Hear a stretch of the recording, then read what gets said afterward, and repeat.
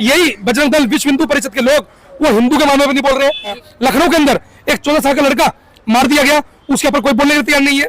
जब बात दलितों की, मुसलमानों की आती है तो इनका बुलडोजर रुक जाता है। बुलडोजर बाबा का बुलडोजर में तेल खत्म हो जाता है। क्या बुलडोजर बाबा का पेट्रोल सिर्फ उत्तम नगर तक था? क्या वो भावी के लिए भी पहुंचेगा? यह सिर्फ और सिर्फ गुमराह कर इस देश के अंदर जातीय दलित हिंदू परिषद बोलते हैं कि वो लोग वो संगठन जब कर जाते हैं जब दलितों को गोली चला दिया जाता है, इसी खटीक जाति को जब बारात रोक ली जाती है राजस्थान के अंदर, जब वो संगठन दिखाई देते हैं। आज मुस्लिम अगर सामने है तो बड़े पैमाने पर ये बढ़ चढ़ के हिस्सा ले रहे हैं।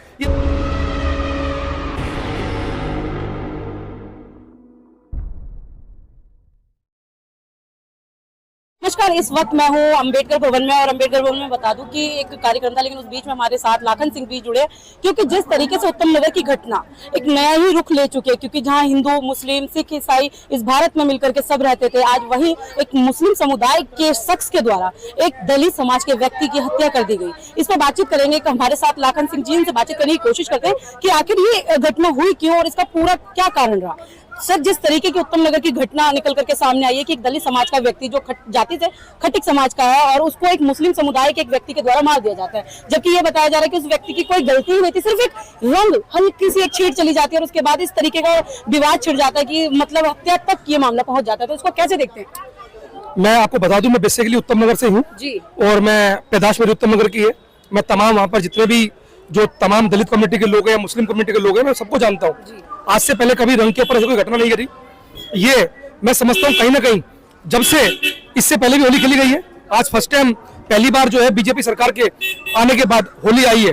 और जब बीजेपी सरकार होली आई है तो होली पे कुछ नया ना हो, बीजेपी सरकार रहते हुए मैं मानता हूँ फिर मजा नहीं है।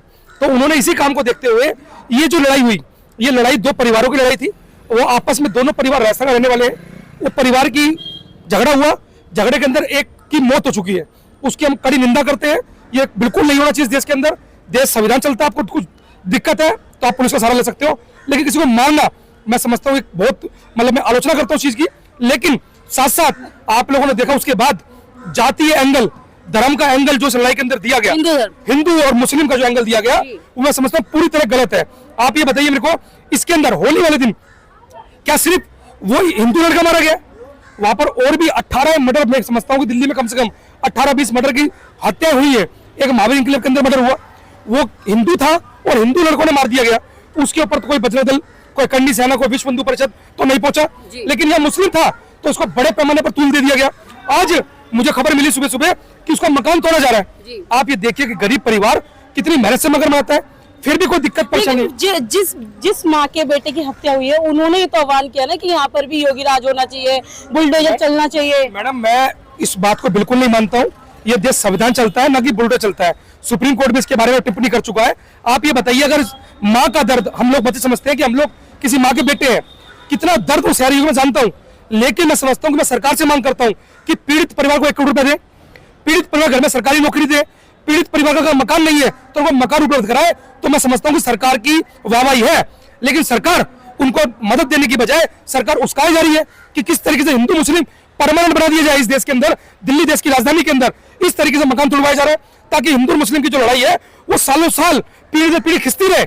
मैं समझता हूँ सरकार को स्टैंड लेना चाहिए और स्टैंड लेकर पीड़ित परिवार को मुआवजा देना चाहिए, उचित मुआवजा, जो कम से कम आज बच्चा नहीं है उसका हमें दुख है, लेकिन उसका परिवार अच्छे से चल सके, उसके परिवार में नौकरी हो, उसके परिवार का मुआवजा हो। लेकिन यही बजरंग दल विश्व हिंदू परिषद के लोग वो हिंदू के मामले में नहीं बोल रहे हैं। अभी लखनऊ के अंदर एक 14 साल का लड़का मार दिया गया, उसके ऊपर कोई बोलने का तैयार नहीं है।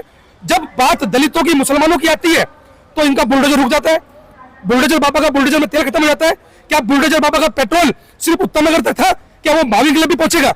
यह सिर्फ और सिर्फ गुमराह कर इस देश के अंदर जातीय दंगे कराना चाहते हैं लोग। लेकिन ये भी कहा जा रहा है कि जिस तरीके से एक दलित समुदाय का बच्चा मरा है, यानी कि खटिक समाज का एक बेटा मरा है, तो उसी तरीके से एक मुस्लिम समुदाय का भी बेटा मरा है। वो अपने आप को इस तरीके से दिखा रहे कि आप सिर्फ हिंदू को दिखा रहे, मुस्लिम को क्यों नहीं दिखा रहे, क्योंकि मुस्लिम का भी बेटा मरा है। मैडम, मैं ऐसा मानता हूँ कि जिसका भी बेटा इस दंगे के अंदर मरा है उसकी मैं कड़ी निंदा करता हूँ। ये बिल्कुल शर्मसार करने वाली घटना है। उसके अंदर हिंदू भी परेशान है और मुस्लिम भी परेशान है। जो वहाँ के मुस्लिम लोग हैं वो लगातार मेरे से परेशान है, वो लगातार बोल रहे फोन करके, लाखन भाई जितना दुख हमें हुआ है मैं समझता हूँ उतना दुख किसी को नहीं हुआ, वो भी परेशान है।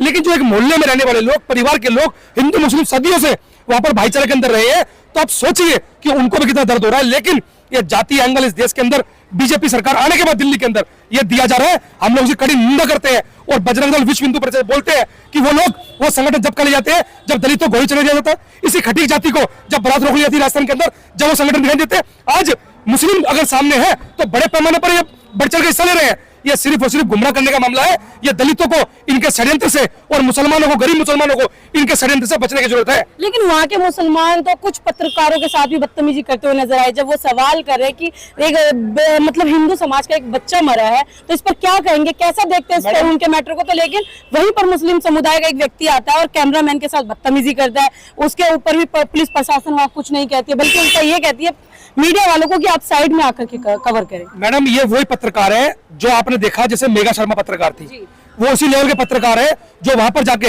यूजीसी के मामले पर विरोध करते, माइक लगा जबरदस्ती, उन्होंने पत्रकार डिग्री मांगो तो डिग्री नहीं है।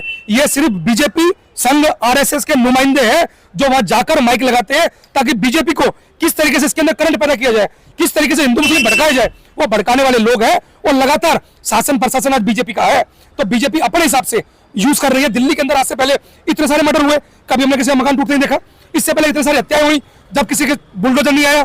तो ये सिर्फ लेकिन लोगों को तो कहना यह है कि बुलडोजर जो चला है कहीं ना कहीं सही चला है, क्योंकि वो जिस तरीके से कारोबार करते थे केमिकल का। मैडम मैं इस बात की निंदा करता हूँ। ये देश संविधान चलता है और संविधान के माध्यम से देश चलेगा, ना कि बुलडोजर से। आपको लगता, मैं उस डेथ की मैं सच्चाई बता रहा हूँ मैडम, मेरे को इतना दुख है। वहां जवान लड़का चला गया, मैं उसकी पूरा संगठन हमारा निंदा करता है, लेकिन मौत का बदला मौत नहीं हो सकता। मौत का बदला किसी का घर तोड़ना नहीं हो सकता। मौत का बदला संविधान के अंदर आप लोग अच्छा वकील, हम लोग वकील मुहैया कराने तैयार है। जितने संगठन जा रहे हैं अच्छे से सब वकील कराइए, अच्छे से सब पैरवी कीजिए ताकि वो दोषी मानना है। हम ये चाहते हैं कि वो दोषी जिन्होंने हत्या की है वो जीवन भर जेल में चढ़े, उनको फांसी हो, मैं ऐसी मांग करता हूं। लेकिन किसी भी प्रकार से कोई भी आज मुसलमान घर चलाए, कल वो हिंदू का चलेगा, ये दंगा बढ़ता जाएगा। दंगा शांत कौन करेगा? दंगा शांत करेगा पुलिस प्रशासन से लेकर शासन में बैठे हुए लोग, और शासन में बैठे हुए लोग उनको शरण दिए जा रहे हैं। आप लोग सोचिए, अगर ये पुलिस प्रशासन के साथ शासन आता और ये बोलता कि हम पीड़ित को नौकरी देंगे, पीड़ित को 1 करोड़ रुपए मुआवजा देंगे, उसको मकान देंगे, तो कहीं ना कहीं उस पीड़ित परिवार को राहत मिलती।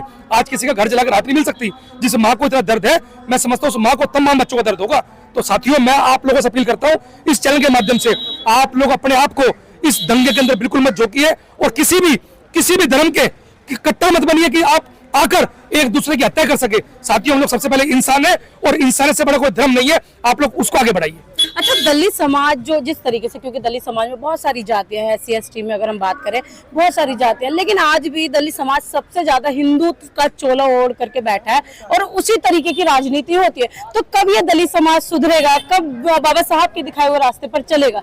मैडम मैं तो आपके चैनल के माध्यम से कहता हूँ कि वो लोग जो लोग उस समर्थन कर रहे हैं उस चीज का, उनको ये बात समझनी पड़ेगी। वही तथाकथित हिंदू यूजीसी के मैटर पे चुप है, वही तथाकथित हिंदू तमाम दलितों को घोड़ी चढ़ने पर, मूछ रखने सर या जींस की पैंट पहनने पर, भैंस पालने पर, घी खाने पर, मंदिर में मंथा टेकने पर, बाथरूम अगर मंदिर में निकल गया चोटी उखाड़ा जा रहा है हमारे लोगों की। तो मैं समझता हूँ दलितों को, पिछड़ों को ये समझना पड़ेगा, ना हम हिंदू थे ना हिंदू हैं। हम लोग तो इस देश के तमाम तरीके से संविधान के मानने वाले लोग, इंसानियत को जानने वाले लोग हैं। तो इससे सबसे बड़ा धर्म कोई है वो इंसानियत धर्म, चाहे उसके अंदर अपर कास्ट हो चाहे लोअर कास्ट हो। लेकिन जो अपर कास्ट लगातार हमारे लोगों, खासतौर पर दलितों को गुमराह कर रही है, हम लोग उसको कड़ी निंदा करते हैं मैडम।